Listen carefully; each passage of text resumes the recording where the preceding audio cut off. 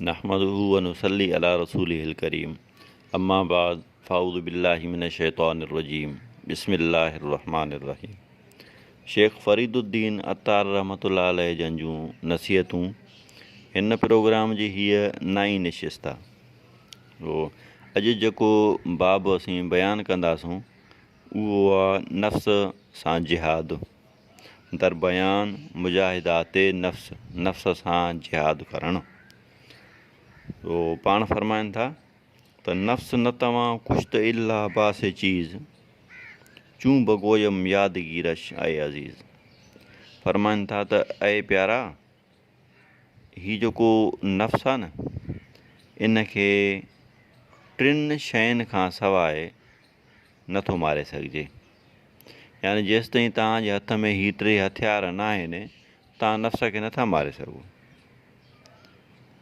अॻिते फरमाइनि था खंजरे ख़ामोशियो शमशीर जू नेज़े तन्हाइयो तरके हुजू।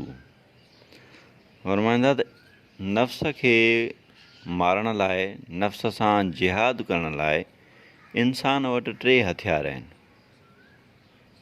पहिरियों ख़ामोशीअ जो खंजर ऐं ॿियो बुख जी तलवार ऐं टियों अकेलाइप जो नेज़ो।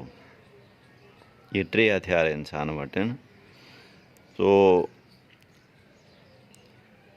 बुज़ुर्गान दीन फरमाइनि था त जॾहिं इंसान ख़ामोश रहे थो तो उन जो ज़िक्र फ़िक्र सां जुड़ी वञणु आसान थी थो वञे बनिस्बत उन जे जेको ख़ामोश न आहे। यानी जेको ख़ामोश न आहे, जेको गुफ़्तगू कंदो थो रहे, ॻाल्हाईंदो रहे थो, लॿाड़ हणंदो थो रहे बग़ैर ज़रूरत जे, त उन शख़्स खे पहिरीं ख़ामोश थियणो पवंदो, उन खां पोइ ज़िक्र फ़िक्र सां जुड़ी वञिणो पवंदो। यानी उहो हिकु स्टेप पोइ ते आहे। पर जेकॾहिं पहिरियों ई ख़ामोश आहे, फज़ूल गुफ़्तगू खां परे आहे, त उन जो ज़िक्र फ़िक्र सां जुड़ी वञणु आसान थी थो वञे। ऐं उन खां पोइ जेको ॿियो हथियार फरमाइनि था बुख जी तलवार। सो पंहिंजे मुशाहिदे में बि इन शइ खे ॾिठोसीं ऐं बारहा बुज़ुर्गान दीन जे कुतुब में इन शइ खे पढ़ियोसीं त बुज़ुर्गान दीन इन शइ ते घणो ज़ोर ॾिनो आहे त जॾहिं इंसान बुख जी हालत में आहे त उनखे ज़िक्र फ़िक्र वारो खाईंदो आहे उनजी दिलि खे। पर जॾहिं फुल ड्रायल आहे त उहो गुमराह थी थो वञे। तंहिंजे करे हदीस मुबारक में बि इहो ई फ़रमान मिले थो त तव्हां पंहिंजे जेको आहे सो खाधे खे टियों हिसो रखो। ऐं वरी बुज़ुर्गान दीन त पंहिंजे ज़िंदा रहण ख़ातिर सिर्फ़ु ओतिरो खाधो आहे, त पोइ तॾहिं उन्हनि जो ज़िक्र फ़िक्र जी तरफ़ रुझान घणो रहियो आहे। ऐं उनखां पोइ वरी अकेलाइप त ज़रूरी आहे, छो त फज़ूल कचहरियूं कचारा इहे इंसान खे गाफ़िल करे छॾींदा आहिनि। सो अॻिते फरमाइनि था हर किरा नबुअत मुरतब ई सलाह नफ़्स ऊ हरगिज़ नयाबद बासरा। फरमाइनि था त जंहिंखे ही टे हथियार तरतीब ॾियणु नथा अचनि त उनजो जेको नफ़्स आहे न उनजी इस्लाह कॾहिं नथी थी सघे। यानी जंहिंखे ही टे शयूं, ही टे हथियार वारो नथा खाइनि न, त उन जे नफ़्स जी इस्लाह न थींदी कॾहिं बि। जीअं फ़र्ज़ु कयो हिकिड़ो सिपाही आहे, फ़ौजी आहे, उनखे जंग करणी आहे त उनजे लाइ हथियार उन सां हुजणु शर्त आहे। जेकॾहिं हथियार न अथसि न त जंग न खटींदो। पोइ हीअ बि ईअं ई आहे त हिननि टिनि शयुनि खे बुज़ुर्गान दीन पंहिंजो शुआर बणाए छॾियनि। हीअ जेके तालिब हक़ आहिनि, जेके चवंदा त असांखां नथो थिए, असांखां हीउ सफ़र तइ नथो थिए, उन लाइ हीअ टे शयूं जेके आहिनि ज़रूरी आहिनि। हीअ टे हथियार हथ में रखे पंहिंजो पाण सफ़र तइ थियणु शुरू थींदो। इनखे असां पंहिंजे मुशाहिदे में बि ॾिठो आहे। उनखां पोइ बुज़ुर्गान दीन जंहिंखे बि खोलियो उनजो इहे हथियार उनजे हथ में रहिया आहिनि। अॻिते फरमाइनि था चूंकि दिलि बे यादि इल्ला हथ बुअद देव मलऊन यारो हमरा हथ बुअद। फरमाइनि था त जंहिंजी दिलि अलाह जी यादि खां ख़ाली आहे, यानी जेको ज़िक्र फ़िक्र नथो करे, ख़ाली सिर्फ़ु ई फज़ूलियात में लॻो रहे थो, पोइ फज़ूलियात में वेंदासीं त अञा घणी गुफ़्तगू थी वेंदी। मक़सदु जेको जंहिंजी दिलि अलाह जी यादि खां ख़ाली रहे थी न, त पोइ उनजो दोस्त केरु थो रहे, या उनजो दोस्त जेको आहे उहो नफ़्सु ई रहंदो। याने जेकॾहिं तव्हां अलाह ताला जी यादि खां गाफ़िल आहियो न, त तव्हां नफ़्स जा दोस्त आहियो। हाणे जेको नफ़्स जो दोस्त हूंदो वरी उहो पोइ सफ़र कीअं तइ कंदो, कॾहिं बि न। नफ़्स त चाहींदो हिन खे मां गाफ़िल रखां। अॻिते फ़रमाइनि था, अहले दुनिया रा चऊं ज़र सीम आयदश, लुक महाए चरबो शीरी बायदश।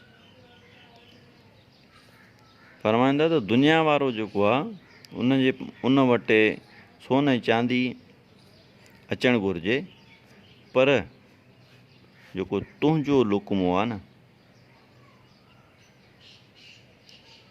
उहो इहो न हुजणु घुरिजे। हीअ अॻिते फ़रमाइनि था तमामु वॾे पाए जूं नसीहतूं आहिनि। हर के ऊ दरबंद सीमो ज़रब वद, दर उक़ूबत आक़िबत मुज़तर वद। फ़रमाइनि था त जेको माण्हू सोन ऐं चांदीअ जो क़ैदी थी थो वञे, यानी दुनिया जो क़ैदी थी थो वञे, दुनिया जे मालो मता जो क़ैदी थी थो वञे न, त उनजी अलाह ताला उनखे सज़ा कहिड़ी थो ॾिए, परेशानी, बेक़रारी। याने तव्हां जेकॾहिं को शख़्स माल जे कट भॼे थो, पैसे जे, सोन जे ऐं जो चांदीअ जे कट भॼे थो, अॻे त सोन चांदी हूंदो, हाणे खणी पैसो चइजे, उनजी जेको ख़्याल में मस्तु रहे थो न, त उनजी ख़ुदा उनखे जेका सज़ा थो ॾिए उहा परेशानी ऐं बेक़रारी थो ॾेई छॾे। अॻिते फ़रमाइनि था, आंके बहरे आख़िरत कारश बुअद, अज़ ख़ुदा तशरीफ़ बिसियारश बुअद। फ़रमाइनि था त जेको माण्हू आख़िरत जा कम कंदो रहे थो, मुजाहिदा कंदो थो रहे, अलाह ताला उनखे बेहद एज़ाज़ अता फ़रमाईंदो आहे। याने जेको ज़िक्र फ़िक्र में जुड़ी थो वञे, आख़िरत जी तयारी में थो रहे, त अलाह ताला उनखे एज़ाज़ ॾींदो रहे थो, एज़ाज़ ॾींदो थो रहे। अॻिते फ़रमाइनि था, माल दुनिया ख़ाकिसारां राद हंधि, आख़िरत परहेज़गारा रात हंधि। फ़रमाइनि था त अलाह ताला जेको माल आहे न हीअ दुनिया जो, इहो हक़ीर माण्हुनि खे ॾेई छॾियो आहे। अलाह ताला जी बारगाह में उन्हनि जी वुक़त कुझु बि कोन्हे का। ऐं जेका आख़िरत आहे न, उहा अलाह ताला सिर्फ़ु परहेज़गारनि खे ई ॾिनी आहे। आख़िरत में परहेज़गार सुरख़ुरू थी उथंदा ऐं हक़ीर माण्हू माल वारा हक़ीर माण्हू थी उथंदा। अॻिते फ़रमाइनि था, हस्त शैतां आए बिरादर दुश्मनत, गुल आतश ख्वाहद अंदर गर्दनत। फ़रमाइनि था त ए भाऊ, हीउ जेको न शैतान आहे, तुंहिंजो वॾो दुश्मन थी वञे। ऐं उहो जेको शैतान आहे न, उहो चाहे थो त तुंहिंजे कंध में जेको आहे न बाहि जो तोक विझे। उहो तुंहिंजे कंध में बाहि जो तोक विझणु थो चाहे। हीउ तुंहिंजो वॾो दुश्मन आहे। अॻिते फ़रमाईंदा, मुदबरे कुरू बदनिया आवरदत, बहरा के अज़ आल में उक़बा बुअद।